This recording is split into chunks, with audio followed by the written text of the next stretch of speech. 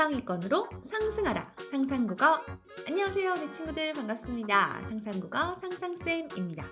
자, 이번 시간은 지난 시간에 이어서 계속해서 마음을 전하는 글을 써요, 이 단원 내용을 볼 건데요. 오늘은 마음을 전하는 글을 쓰는 방법 알기입니다.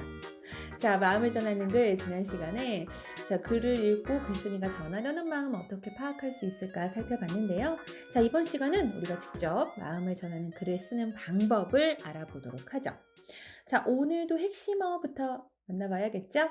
자, 우리가 마음을 전하는 글에 대해서 살펴보다 보니까 편지를 자주 만나게 됐어요. 그렇죠? 마음을 전하는 글, 대표적으로 편지 살펴보고 있는데, 자, 그래서 오늘의 핵심어는 편지입니다.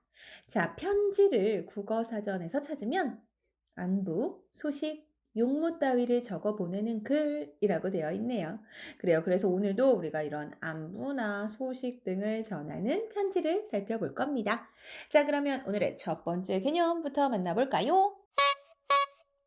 오늘의 첫 번째 개념은 마음을 전하는 글을 쓰는 방법입니다. 자, 마음을 전하는 글을 쓰는 방법 어떻게 써야 하는지 알아볼게요. 먼저 첫 번째, 마음을 전하고 싶은 이를 떠올립니다. 두 번째, 그래서 전하려는 마음을 생각합니다. 세 번째, 마음을 잘 나타낼 수 있는 표현을 사용합니다. 네 번째, 글을 읽는 사람의 마음이 어떠할지 짐작하며 씁니다. 그래요. 마음을 전하는 글을 쓴다면 분명히 어떤 일이 있었을 거예요. 그래서 우선 어떤 일이 있었는지 떠올리고 이 일을 통해서 어떤 마음을 전하려고 하는지, 그렇다면 이 마음을 잘 드러낼 수 있는 표현은 무엇일지 생각해서 써야겠죠. 그리고 마음을 전하는 글, 주로 이제 편지로 쓴다면 읽는 사람이 정해져 있어요. 그렇다면 그 읽는 사람의 마음을 생각하면서 쓰면 되겠습니다. 자, 이와 같은 마음을 전하는 글 어떻게 썼는지 확인하는 방법이 있어요. 먼저 계획하기에서 마음을 전하고 싶은 까닭은 무엇인지 생각해보고, 내용을 떠올릴 때는 마음을 드러내려면 어떤 표현을 써야 할지 생각해봅니다. 그 다음 내용 조직하기에서 어떤 차례와 짜임으로 글을 썼는지 확인해보고, 마지막 표현하기에서 읽는 사람을 고려해 어떤 말투로 썼는지 알아봅니다. 자, 그렇다면 이와 같은 개념과 관련된 우리 친구들 교과서 속으로 또 들어가 봐야겠죠? 자, 우리 친구들 교과서 속에 안창호 선생이 아들 필립에게 쓴 편지가 있어요. 기억나시나요? 아들 소식과 앞날에 대한 아버지의 마음이 잘 드러나 있는데, 자, 이 편지를 살펴보면 글쓴이인 안창호 선생이 편지를 쓸 때 무엇을 고려했는지 알 수 있어요. 우선 받는 사람은 아들이라는 것. 또 이 편지의 목적은 안부를 묻고 당부할 말을 전하기 위해서 썼다는 것 알 수 있습니다. 자, 그렇다면 글쓴이가 전하려는 마음은 무엇이고 어떤 표현을 사용했는지 알아보도록 하겠습니다. 먼저 여러 가지 마음을 전하고 있는데, 다친 이를 걱정하는 마음을 전하고 있어요. 어느 부분이냐면, 네가 넘어져 팔을 다쳤다는 소식이 들어있어 매우 걱정되는구나 에서 알 수 있습니다. 이때 사용한 표현은 걱정되는구나이죠. 바로 이 걱정되는구나라고 하는 표현을 통해서 아버지가 아들을 걱정하는 마음, 다친 이를 걱정하는 마음을 전하려고 한다라는 것을 알 수가 있어요. 또 한 학년 올라간 이를 축하하는 마음도 전하고 있는데요. 바로 이 표현입니다. 한 학년 올라가게 된 것을 축하한다. 아버지는 무척 기쁘구나에서 알 수 있습니다. 자, 여기에서 사용한 표현은 그렇죠. 바로 축하한다예요. 자, 그리고 좋은 사람이 되기 위해 힘쓰기를 당부하는 마음이 들어 있습니다. 어디에 나와 있느냐 하면, 내 아들 필립아, 키가 크고 몸이 커지는 만큼 스스로 좋은 사람이 되려고 힘써야 한단다 라는 부분에서 알 수 있습니다. 사용한 표현으로는 힘써야 한단다 라는 것을 알 수가 있죠.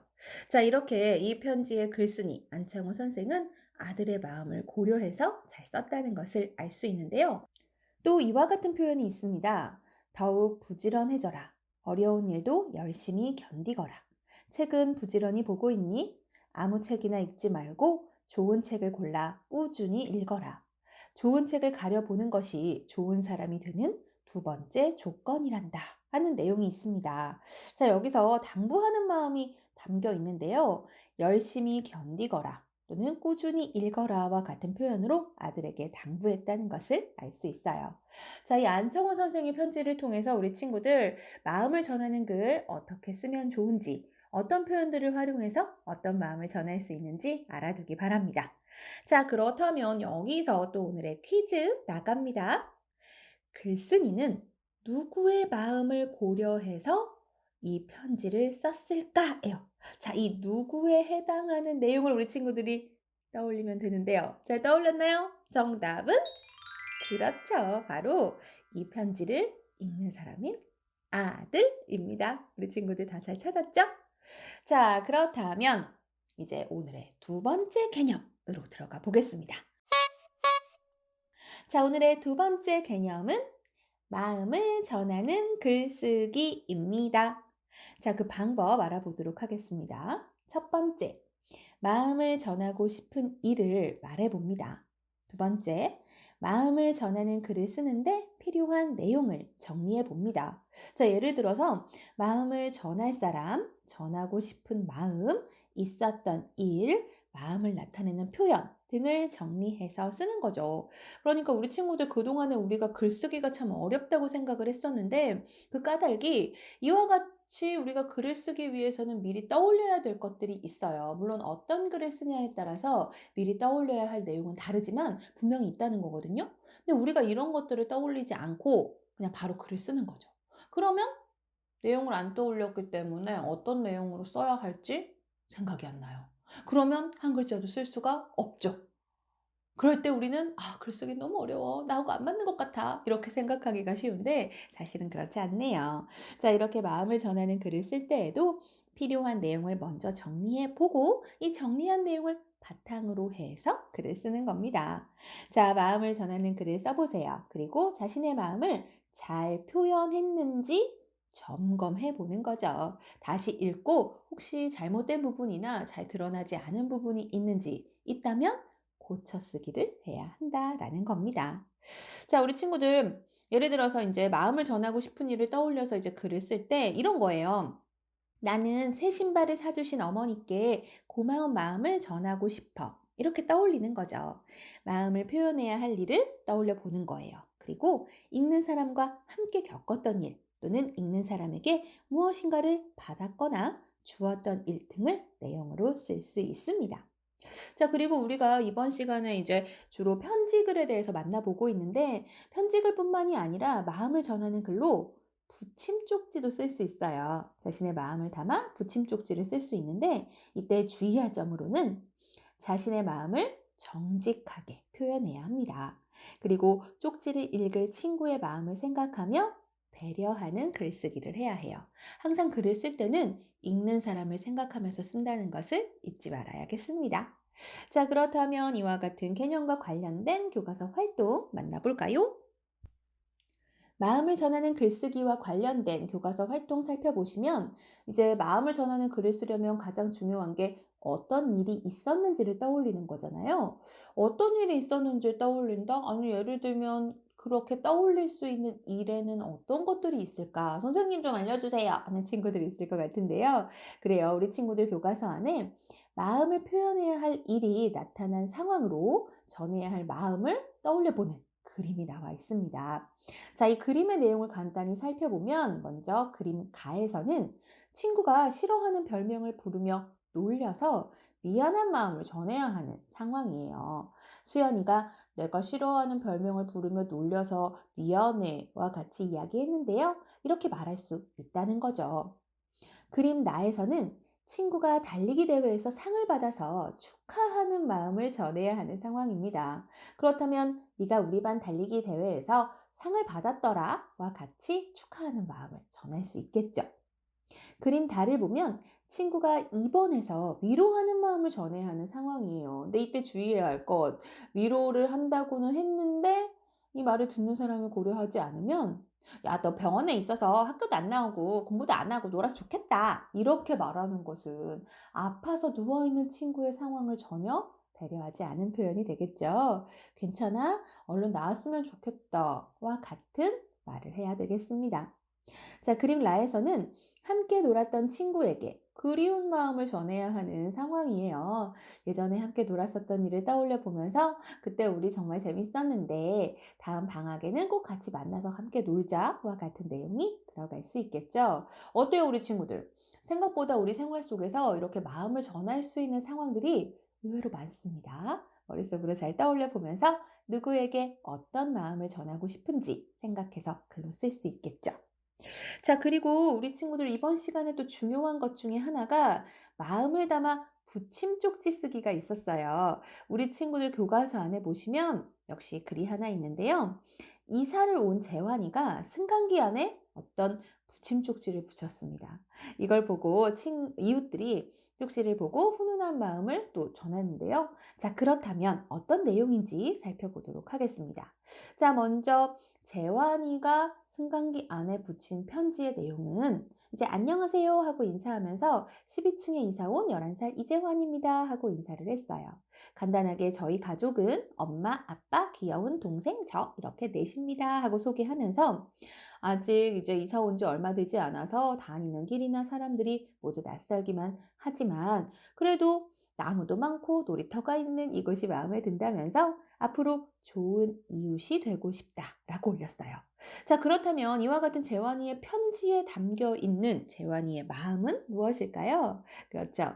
기쁜 마음과 함께 설레는, 그러니까 두근대는 마음이다라는 것을 알 수가 있습니다.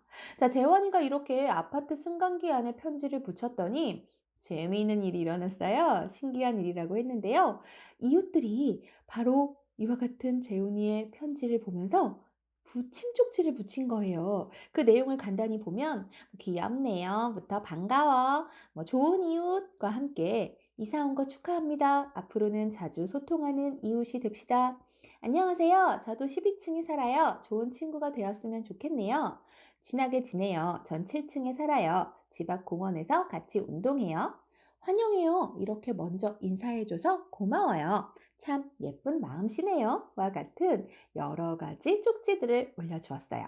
자, 이 쪽지에 담긴 내용을 생각해 보면 쪽지에 담긴 이웃들의 마음을 알 수가 있죠.